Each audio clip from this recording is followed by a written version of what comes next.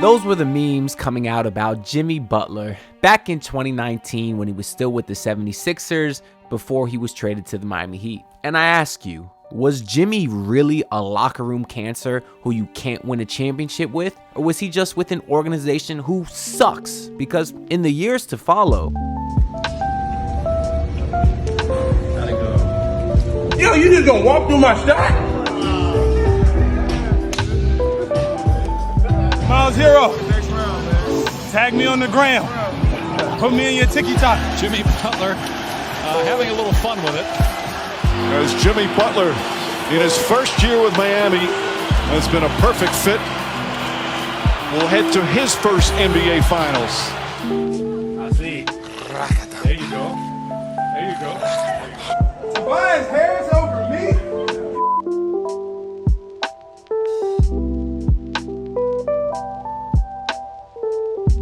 Tyler know his ass should have got thrown out. You got hood tendencies, man. You would run with us. Give me some. Hey, Jack said get the hell out the screen. Jack said get the hell out the screen. He did. I did not. And that's clearly a foul. The Celtics complaining. He walks back to half court. What does he do? Takes the knee. The Heat are going to the NBA Finals. What a win on the road. Third win in this series for the Heat in Miami. Now, a couple of memes and a few finals runs really doesn't mean that Jimmy would never leave Miami. And after Pat Riley told him to keep your mouth shut and shared his concerns about giving Jimmy Butler a max extension right now, we should at least question whether... I hate to interrupt y'all video because it's a really good one, but I do want to ask that y'all subscribe because I'm currently just over 900 from 5,000 and my goal is to get there by the start of next season.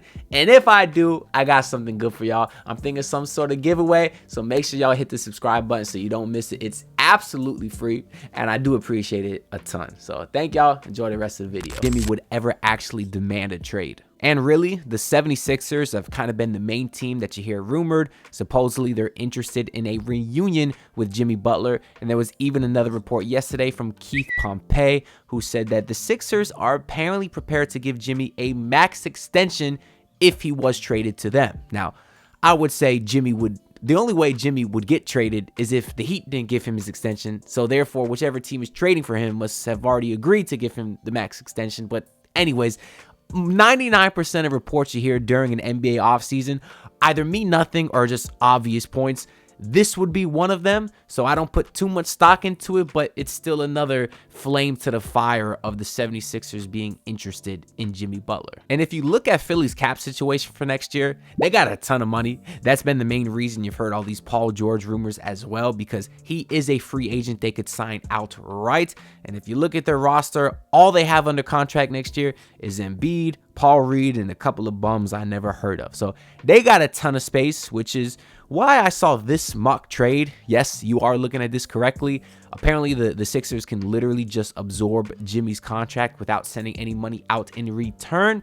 And they do have a ton of draft capital, so they could send over 3 first-round picks, which for Jimmy, I do think is fair. Now, I think there would be better offers out there. I talked about one yesterday where Jimmy could go to the Spurs. We'd get 3 first-round picks and Keldon Johnson and Jeremy Sohan. So I think, like I said, other teams may be able to give more assets. But if you can get 3 first-round picks for Jimmy, I don't think that's bad value because he is going to ask for a lot of money in an extension. And he's going to be getting paid like $58 million when he's 37. That's obviously the concerning part. Now, all that being said, I wouldn't do this deal because I wouldn't trade Jimmy Butler. I am fully firm on, well, I would rather wait a season to give Jimmy his extension. But if he's not okay with that and he says, give me my money now or I walk, I personally believe that he's done enough to deserve it. So I would rather give him his money than see him walk because I still think that he has 1 or 2 superstar years left in him. But if like what happened back with D Wade, if the Heat don't feel comfortable giving Jimmy his money and he asks out, I do think they would try to do right by him, and maybe that would make them want to accept this package over a package from the Spurs, for example. Now, we do know Jimmy does like Joel Embiid. He's been on record many times saying he's one of his favorite players, and he's like the one guy guy that he would like to play with. So I could see Jimmy being happy back in Philadelphia. And obviously the fit would be pretty great, right? Last time Jimmy was unhappy, he didn't like the coach. He didn't like Ben Simmons for obvious reasons that we're all seeing now. But now they got Tyrese Maxey, who for all intents and purposes seems like a really great guy. He's obviously a really great player. And I do think a big three of Maxey, Jimmy, and Embiid could compete to make the NBA Finals. But all of that being said, Jimmy Butler and the Miami Heat are a match made in heaven, and he will never, ever leave. And those are his words, not mine. And then the one question was, what's the one thing you never want to wear? Do you remember your answer to it? Yep. What was your answer? It was a Miami Heat jersey. And full circle now, it'll be the last jersey that I wear. Even more recently, Jimmy was on record saying, I feel at home, man. I really care about the city. I really care about the people in this city. Miami has embraced me. They've wanted me to bring them something they haven't done since LeBron D. Wade and C. Bosh, and I want to do that. So as soon as I get this knee back right, I'm right back on their ass, and everybody know it. And these are just a couple of the many dozen times that Jimmy has expressed his love for Miami and how he really wants to retire as a Miami Heat. Now, I know a lot of players say a lot of things. You hear all the time the guy like Kyrie back in Boston saying, oh, I don't want to leave. And then 2 months later, they demand a trade. You hear stuff like that all the time. But Jimmy Butler is different. He has always called it like he is. He's no BS. And if he felt a certain type of way, he would say it. So this is not just Jimmy trying to hype up his status in the city and gain a few fans. He's saying these things time and time again because he truly means it. And compare those quotes to what Jimmy has said in his other spots. In Chicago, he said, well, this quote just says, expletives.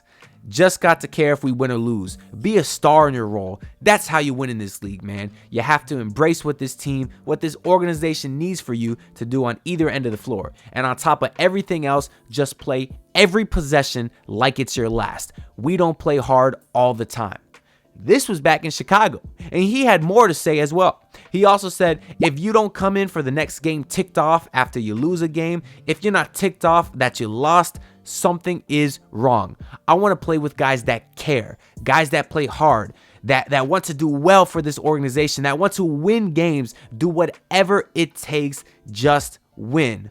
Who cares who is shining? He was literally describing Heat culture years before he got here. And the funny part is, after Jimmy Butler said those things about Chicago, they actually fined him. And as punishment, they forced him to come off the bench in the following game, which coincidentally was against the Miami Heat, in which the Heat won 100-88, and in which the Heat fielded a starting lineup of this: Luke Babbitt, Willie Reed, Gogi Dragic, Dion Waiters, and Rodney Magruder. That's who the Bulls lost to. And of course, there was that infamous moment in Minnesota when Jimmy took the third stringers and dominated the starters in practice, and he was screaming, "You bleeping need me. You can't win without me." Which was a close call because the Minnesota Timberwolves, for a second, I thought they might win the NBA championship. But as we sit here right now, they are down 3-1 versus Dallas Mavericks. They actually just won tonight. Now, I know the only player on that team that was there when Jimmy was there is Karl Anthony Towns. He's the only one still there. But still, I think it might have been a bad look for Jimmy there. But that incident in that Timberwolves locker room shocked everyone, even the executives. Listen to Jeff Teague's account of the story. He ain't took off his Jordan warm-up yet, right? He finally takes it off. He got the Timberwolves shirt on, but he cut the Minnesota out so it's just chest.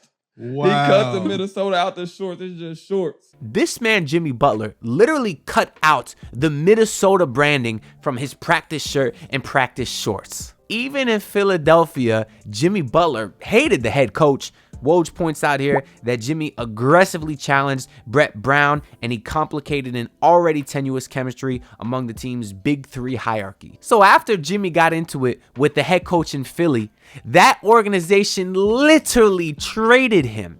You compare that to what happened in Miami. During the middle of a game, you had Spoelstra and Jimmy literally screaming at each other, nearly came to blows, had to get held back because they were about to swing on each other.